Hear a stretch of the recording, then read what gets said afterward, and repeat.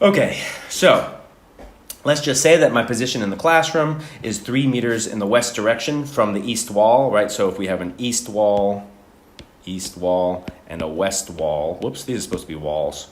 And I know, whatever. And my position is 3 meters in the west direction from the east wall. What is my position relative to a fly that starts at the east wall and flies at 2 meters per second towards the west? So I'll just call this X and that V. That was supposed to be a fly, not a B. Okay, hopefully that's clear enough. Okay, so my position is 3 meters relative to the classroom, 3 meters from an origin relative to the classroom. What is my position according to the fly? Okay, so we've got to put down two reference frames, right? So the way that we do this is we call one frame the stationary frame, and in this case, you can call either one the stationary frame, but I would call the classroom the stationary frame and the fly the moving frame. And then the relationship between the unprimed variables in the stationary frame and the primed variables in the fly's reference frame are the Galilean transformation. X prime equals x minus vt. So we just plug in the numbers given, and really this is an exercise in understanding what numbers I've given you. What I gave you was x in the unprimed frame and v, the relative velocity, so that x prime, according to the fly's coordinate axis, I'm actually moving relative to the fly, and my motion relative to the fly's coordinates frame, relative to the O prime frame, I'm moving, and my equation of motion is 3 meters minus 2 meters per second times t. Spend all the time you want trying to make sure you understand that. That's an important one. Okay, so now I'm asking, what is my velocity relative to the fly? It's problem 2. Okay, well, I think you already knew it was 2 meters per second in the opposite direction. If the fly is traveling west at 2 meters per second relative to me, then I'm traveling east at 2 meters per second relative to the fly. But I want to make sure, and that's just the basics of relativity. That's a necessity by relativity. But I want to make sure you can see that actually comes from the Galilean transformation, right? So the Galilean transformation for the x variable is x prime equals x minus vt. If I want to know, so that just tells what my position versus time is. What's my velocity versus time? My velocity is the time derivative of my position. So my velocity is the time derivative of my position right there. So I can take the time derivative of both sides of the equation, so I get the time derivative of my position, which is, sorry. The prime one is the time derivative of my position in the fly's frame. So the quantity on the left is the velocity, is my velocity in the fly's frame of reference. In the fly's frame of reference. Whoops. That was supposed to be an in. Hold on. Okay. So the left-hand side, dx prime dt, that's my velocity in the prime frame, in the fly's frame. dx dt, now take the derivative of the right-hand side. dx dt, that's my velocity in the unprimed frame, in my own frame. And then the derivative of vt is just v, because v is constant, right? V is a constant. So it's just v. And that's the relative velocity. V is the relative velocity. Now I want you to note, here's a notation issue. Again, this is what gets complicated, is understanding what variable means what. Here's a notation issue. This is now an equation with all velocities. dx prime dt is a velocity, dx dt is a velocity, and v is a velocity. But we reserve the letter v for the relative velocity of the two frames. Notice that dx dt and dx prime dt is my velocity within a particular frame. So we got to give that a different letter. And the letter we use for that is u and u prime. U is the velocity of something within the frame. So here's the Galilean transformation with that result. So you've first got a frame where we're talking about the typical frame of reference, prime frame, which is moving at velocity v to the plus x direction, so that the Galilean transformation is the regular one, x prime equals x minus vt. It's not moving in the y direction, so y prime equals y. It's not moving in the z direction, so z prime equals z, right? If it was moving in the y direction, then we would be transforming that variable. If it's moving in the z direction, we'd be transforming that variable. But in this case, the velocity addition formula says that what we end up getting from the velocity addition formula when we take the derivative of the Galilean transformation is that my velocity in the primed frame is equal to my velocity in the unprimed frame minus the relative velocity of the two frames. This is the velocity addition, the same velocity addition formula that we used in Physics 115 when we did relative velocities and velocity addition. And so then if we take that velocity addition formula and we apply it to problem 2 with me and the fly, right? So my velocity relative to the classroom is 0, that's u. The relative velocity between the two frames is plus 2 meters per second in the x direction. Therefore, my velocity in the primed frame, in the moving frame, ends up being, if we plug those numbers in, ends up being minus 2 meters per second in the x direction, 2 meters per second opposite the fly's direction. Okay, so now the next three examples are directly from your homework. So different than just plugging in to the Galilean transformation to calculate a number, I want to show that a certain law, if it's true in one reference frame, then it must be true in another reference frame. That's a requirement that all of physics must be the same in all reference frames. All our physical laws and models must work the same in all reference frames. That means that if there's a law in one frame, that law must be true in the other frame, stationary frame and moving frame. So, here's problem 3, show that Newton's third law survives Galilean transformation. Right? Survives means that it works in both frames. And what does it mean to show this? This is what's important. What this means is to say, okay, we're going to assume that Newton's third law works in a stationary frame. And then I have to prove that it also works in a primed frame, in a moving frame. So we're going to take Newton's third law and we're going to write it in a stationary frame and say that's what Newton's third law says in a stationary frame. And then I'm going to skip ahead and then come back. And then what we got to show is that therefore, right, look right down here, we got to show that therefore this is true, right? We can't assume this is true. We got to show that this is true. That if Newton's third law is true in the unprimed frame, then all of those variables in the primed frame must also be, or in this case, the F12 equals F21. The force that one body exerts on another must equal the force the second body exerts on the first. Okay, so here's the example.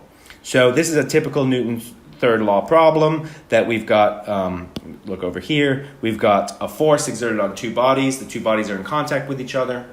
So therefore, M1 exerts a force on M2, and M2 exerts a force back on M1. And the question is how are those two forces related? And those two forces are related by F1 on 2, the force that 1 exerts on 2, is equal to the force that 2 exerts on 1. And I just realized that I made this a little bit more complicated than I needed to, so I'm going to change it as I go. So we're gonna say, hey, we don't need this force here. Because M1 can exert a force on M2 just by virtue of the fact that M1 is moving and then it crashes into M2. Let's just say it does that. So we don't need this force, so I'm going to just take it out as we go. So we don't have to worry about it. So F12 equals minus F21 is Newton's third law in the unprimed frame. We want to say, okay, so how can we show that F12 is equal to F21 in the prime frame? In other words, we have to transform these variables to the prime frame. So the only transformation we have right now is for x, right? We have a transformation for x prime equals x minus vt and u prime equals u minus v. So we need to write this in terms of x or u. So I'm going to say, F12, if there's no additional force on mass number 2, if the only force is mass 1 crashing into it, right, that's what this part says, then F12 must equal m2a, Newton's second law. And then the same thing for body 1. Because body 1 crashed into body 2, again, we don't need that other force. It was just traveling at constant velocity crashing into body 2. If body 1 crashes into body 2, then what is the net force on body 1? The net force on body 1 is just F21. And F equals ma, so F21 equals m1a. So we've got F12 equals m2a, F21 equals m1a. Again, let's get rid of the external force.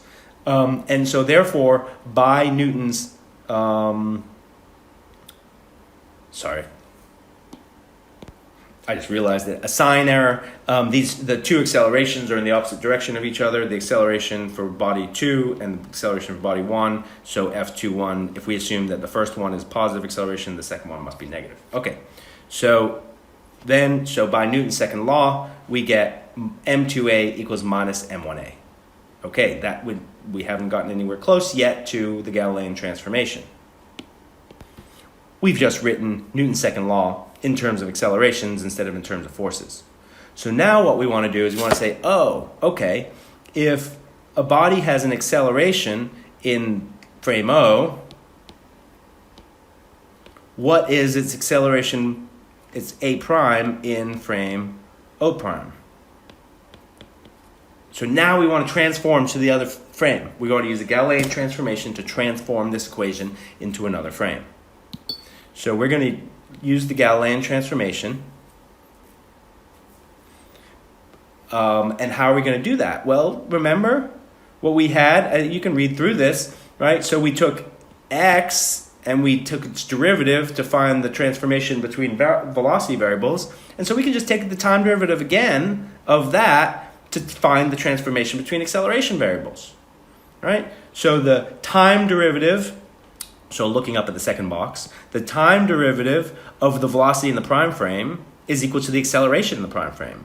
The time derivative of the velocity in the stationary frame is equal to this acceleration in the stationary frame.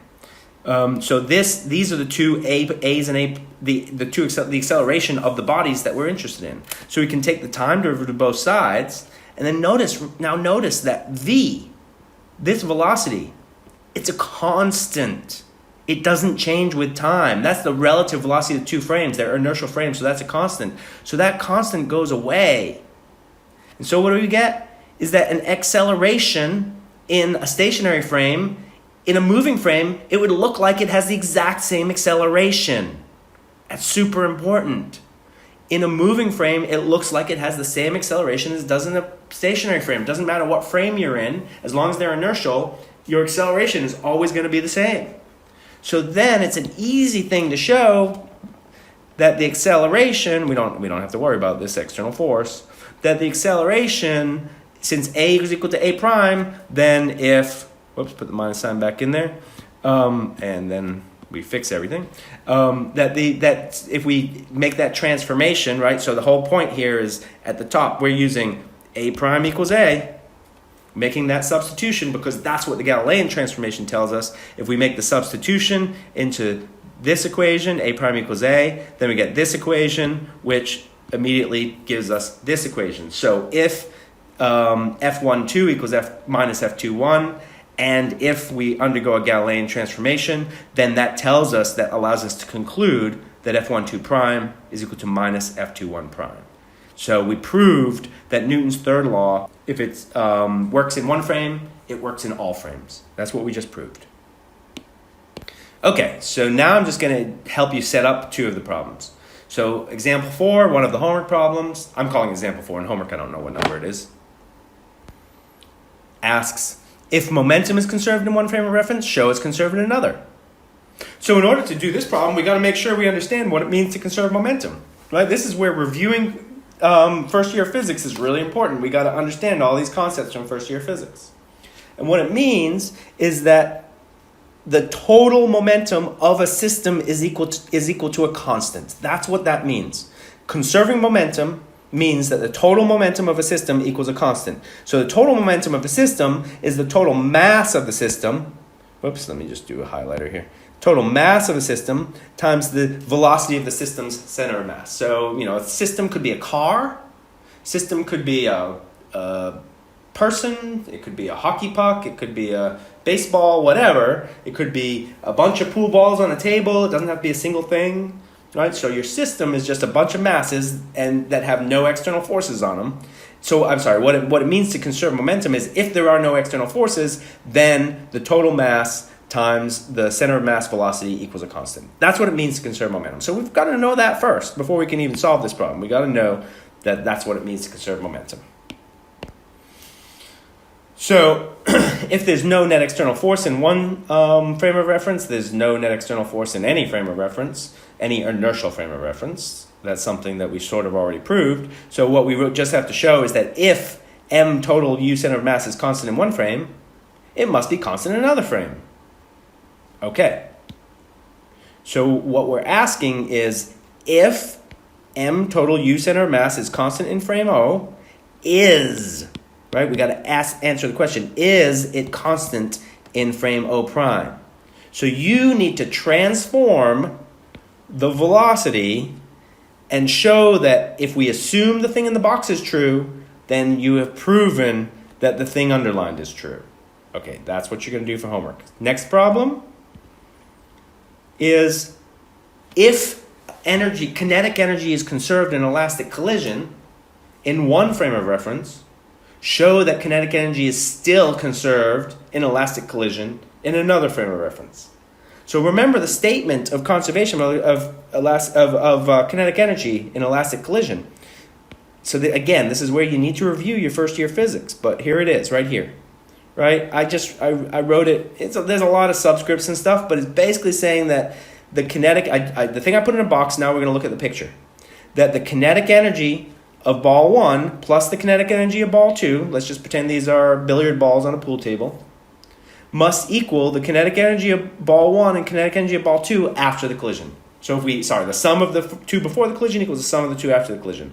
So that's what the thing in the box is trying to show, is that the kinetic energy of ball 1 plus the kinetic energy of ball 2 in the first collision, before the collision, is equal to the kinetic energy of the two after the collision. After the collision, their velocities have changed, but we're saying that the law of conservation of energy tells us that in an elastic collision, the kinetic energy total before is equal to kinetic energy total after. So now we want to say, so that's what we're assuming is true. We're assuming what's in the box is true. So now we want to say, okay, so in the primed frame, is it still true?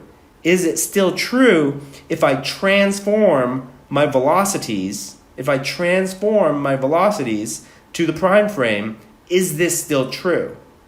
It's not trivial. So you want to take, and yes, note that I used V instead of U here. I'll come back to that in a second. But for now, let's just go with it.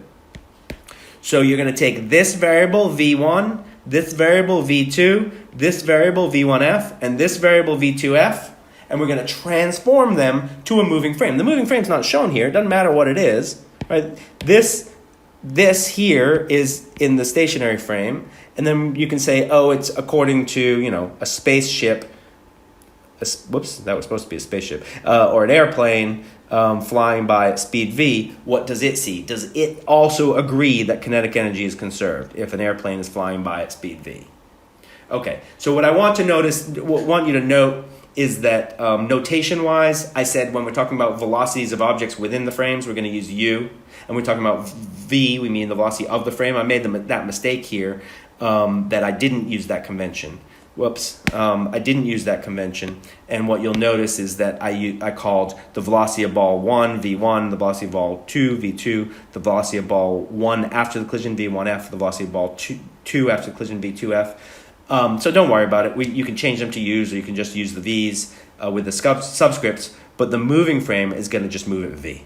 And so we want to make the transformation of these variables and say, once we plug in the transformation, is this equality still true? Is the left-hand side still equal to the right-hand side? And to show that is not entirely trivial. So that's a homework problem. Okay, and that's all I've got for you today. Yep, that's it.